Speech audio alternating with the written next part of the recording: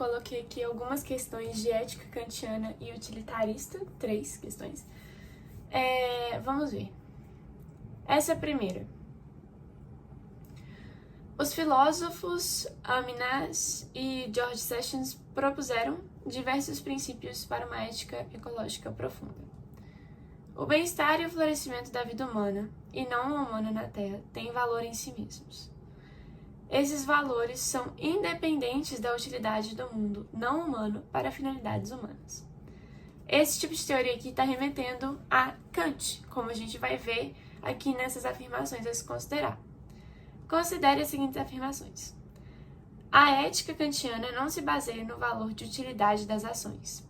Está correto? A ética kantiana baseia-se na intenção por trás das ações e se essa intenção foi feita a partir de um raciocínio feito por meio do imperativo categórico, que declara que o motivo pelo qual aquela ação foi realizada foi um motivo racional, foi um motivo que foi concluído por meio do exercício da razão. Beleza. Valor intrínseco é sinônimo para valor em si mesmo. Isso aí é mais uma questão de português do que de filosofia. Está correta. E a ética utilitarista rejeita a concepção de que as ações têm valor em si mesmas. Também está correto. A ética utilitarista afirma que as consequências das ações são aquilo que mais importa.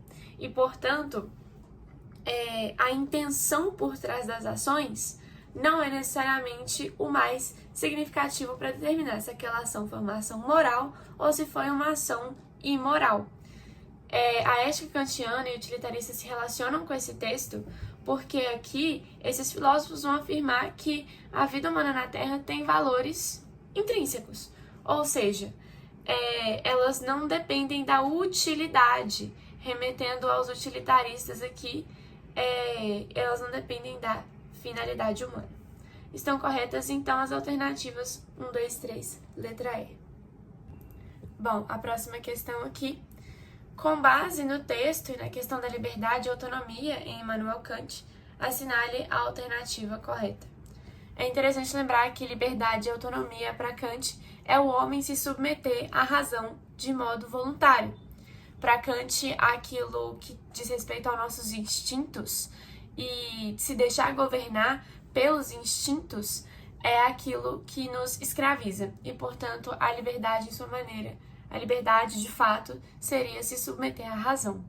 Eu não vou ler o texto aqui para não gastar muito tempo, para agilizar, mas é muito importante ler esses textos bases dessas questões, porque eles te guiam dentro das alternativas.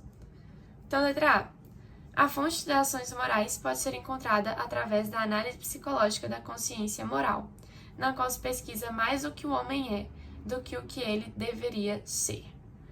Essa pesquisa de mais do que o homem é do que o que ele deveria ser é algo que não soa muito coerente com a ética de Kant no que diz respeito aos conceitos de liberdade e autonomia e com o que está falando no texto, que está falando das leis morais e os seus princípios. A ideia aqui que Kant está propondo é que os seres humanos devem se submeter à razão e que muitos desses seres humanos já se submeteram a esse tipo de exercício.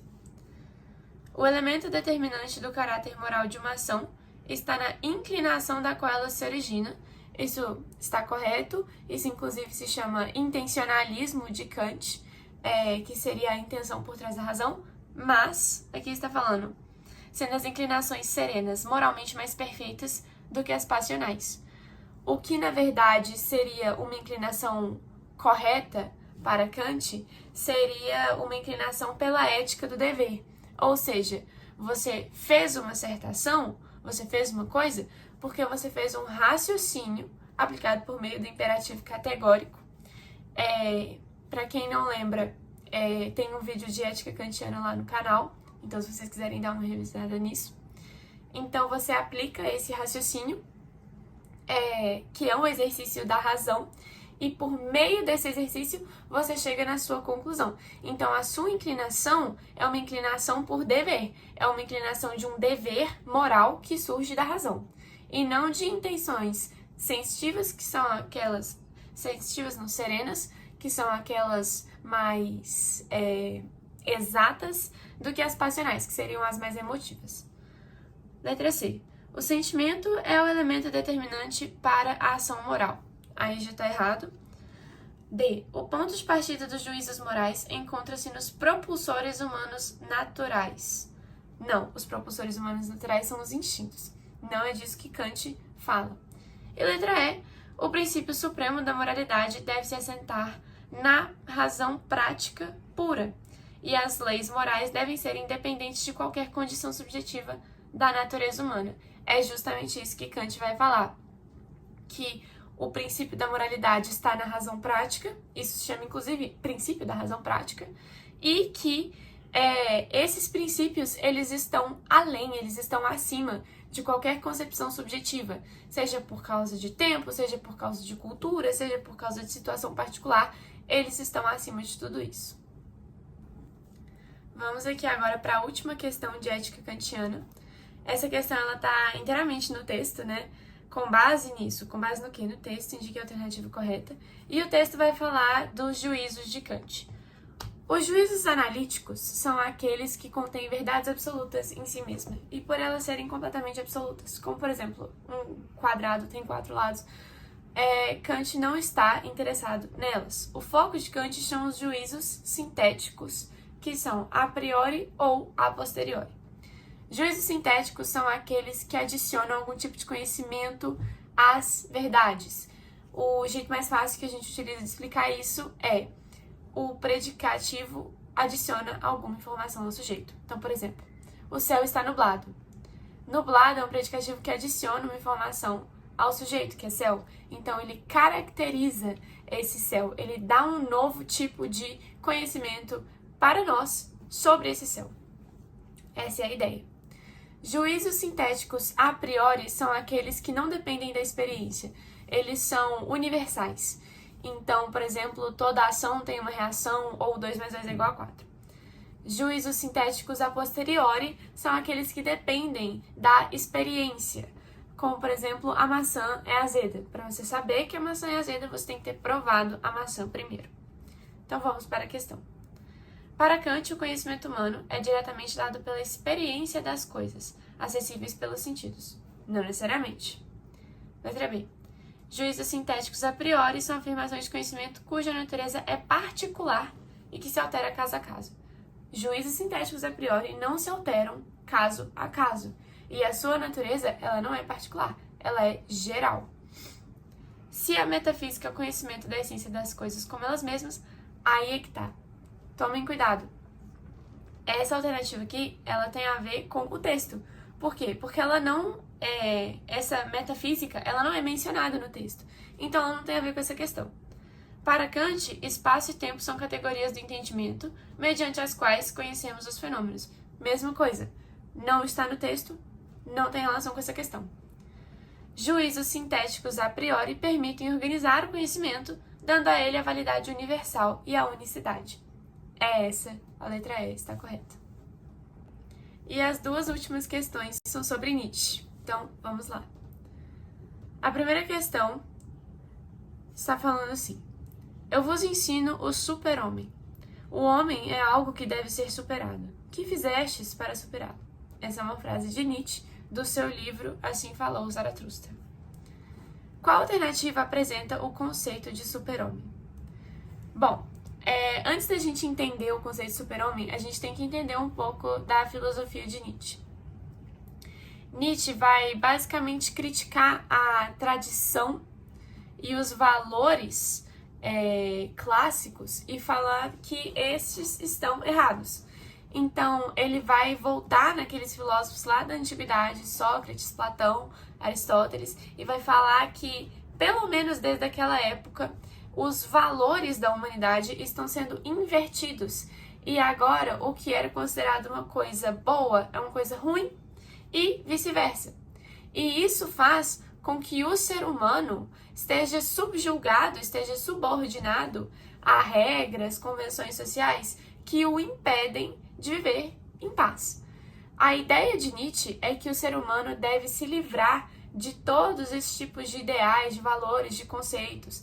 Então, por exemplo, tudo que tem a ver com democracia, tudo que tem a ver com ordem social, com classe social, com organizações, com convenções sociais, com ideais de liberdade, tudo isso, o homem deve se livrar disso e se conectar com a vida em si mesma, com a vida da maneira como ela é, de modo a aceitá-la. O homem que consegue fazer isso é o super-homem.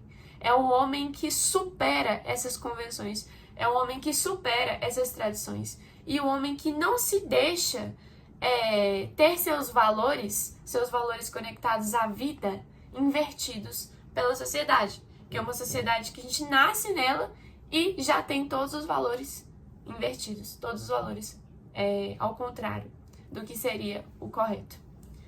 Então, o super-homem é o homem do ressentimento, é aquele cujas forças reativas predominam, ele é escravo de seu tempo. Não, aí já tá errado. É aquele que vence o niilismo. Niilismo é uma corrente filosófica que se baseia na negação da tradição, negação do tradicional.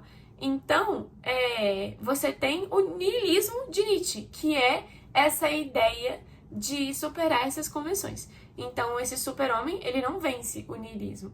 Ele abraça o niilismo, que é o que está na letra C. É aquele que abraça o niilismo, incorpora a forma de homem, compreende todos os humanismos e toda a cultura que o leva ao si mesmo. É amar a vida, é amar o bom e o ruim da maneira como eles são. É isso aí, a letra C está correta. É o homem de todo modo, é o homem do modo de produção, aquele cujas forças produtivas predominam, não. E é o proletários em constante adaptação ao sistema. Também está errado. E a última questão aqui. Na filosofia de Friedrich Nietzsche, é fundamental entender a crítica que ele faz à metafísica. Qual que é a crítica de Nietzsche à metafísica? Nietzsche vai criticar a metafísica no sentido de que ele coloca em xeque a existência de um mundo externo ao nosso que a gente vive. Um mundo melhor, um mundo mais perfeito, um mundo ideal, que não é esse que está no presente. Então ele vai criticar o mundo das almas de Platão. De maneira similar, ele vai criticar o mundo perfeito que é proposto por Aristóteles, o mundo onde você tem as essências das coisas. Vai criticar a filosofia cristã. O cristianismo é uma religião de base no platonismo. Então essa ideia de céu, que é um lugar perfeito, isso deriva dessas filosofias antigas. E aí ele vai colocar tudo isso em xeque, porque ele vai falar que o ideal, a ideia, é viver a vida nesse mundo, porque é a única que existe, segundo Nietzsche, e que é a partir de viver uma vida aqui que você vai viver bem, que você vai superar essas convenções, igual a ideia do super-homem da outra questão. Então essa é a crítica de Nietzsche à metafísica. Vamos ver agora as alternativas. Nesse sentido, é correto afirmar que essa crítica, letra A, tem o sentido na tradição filosófica de contentamento, de plenitude. Não. A ideia de Nietzsche é amar a vida como ela é, os aspectos bons, os aspectos ruins. E, querendo ou não, a ideia, principalmente para pessoas que são mais religiosas, a ideia proposta por Nietzsche, que é essa de se isolar e rejeitar um mundo metafísico, é uma ideia que incomoda. É a inauguração de uma nova forma de pensar sem metafísica através do método genealógico. É isso mesmo. O método genealógico é aquele que busca pesquisar as coisas por si mesmas. Então, por exemplo, isso é muito utilizado em estudos científicos. Então, você está basicamente pesquisando, você está basicamente buscando entender a Terra, a vida por ela mesma. É a letra B. Letra C. O discernimento proposto por Nietzsche para levar à supressão da tendência que o homem tem à individualidade radical. não tem a ver com essa questão, não tem a ver com a crítica metafísica. E letra D, pressupõe que nenhum homem, de posse de sua razão, tem como conceber uma metafísica qualquer. Também não tem a ver com o que Nietzsche vai falar. Até porque, se ele está criticando essas concepções metafísicas que já existiram, são concepções metafísicas criadas pelo ser humano. Bom, gente, é isso. Isso foi uma pequena revisão da matéria de filosofia. Eu falei de alguns pontos aqui que eu juntei como os principais, talvez façam bastante exercício dessa matéria. E eu espero que vocês tenham gostado do vídeo, que tenha ajudado um pouco e que esses conteúdos tenham ficado mais claros. Muito obrigada.